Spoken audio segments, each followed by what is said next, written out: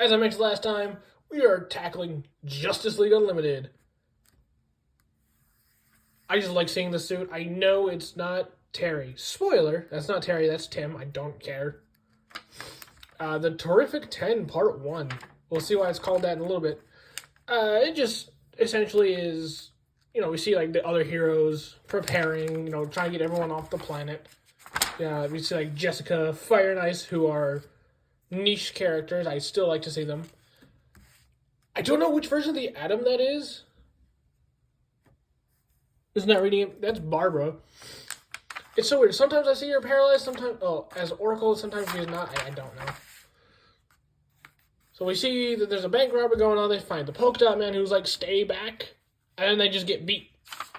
They just get beat. And we find out that all the villains have been powered up. And we see even just like the lame villains are giving our heroes a struggle. Yeah, this is what Polka Dot Man did to them.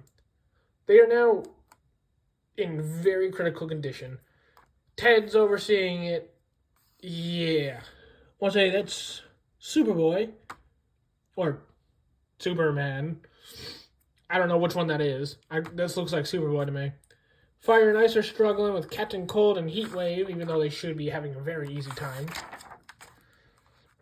And you see Mr. Terrific talking to a version of the question. I don't really know who that is. They say her name in the story, but I don't know which number she is.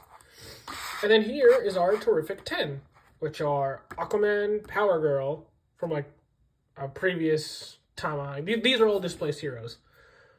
Guy Gardner, Warrior, which I think is the Red Lantern. Yeah, they show his ring off in a little bit. Blue Superman, Hawkman, or a version of him, like an ancient version of him. Tim Drake, Batman.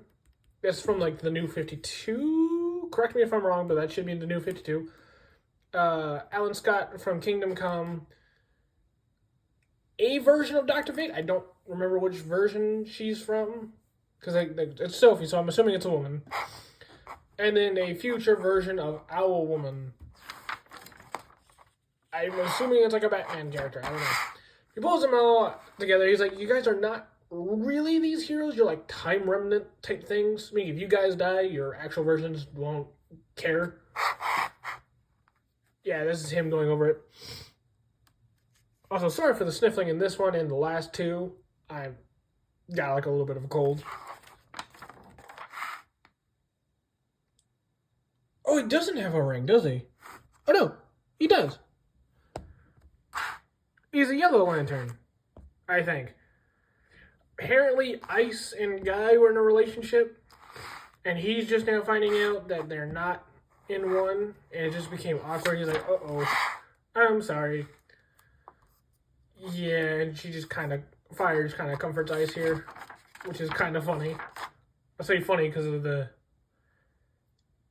What am I trying to say? Because Fire burns... Never mind. Aquaman just kind of looks at himself throughout his history and his family. That's his daughter. I don't remember what happened to the other kid. Martian Manhunter's like, you shouldn't be here, but know this, that you have a happy life. And then you see the other heroes trying to talk about going home, and they can't do that. Power Girl leaves her future self, the current one, a message. Because the current one is in the KO event. I don't know who that is, but he's going to contact him the Justice League. Then we see Power Girl and Tim go into, was it hell? Yeah, they go into hell to fight. And then we get the Titans preview, which it makes me think that this should have came out before Titans, but something happened and it didn't. But yeah, this gets extra points because Tim is here, or just the Batman Beyond suit is here. So I'd say 8 out of 10.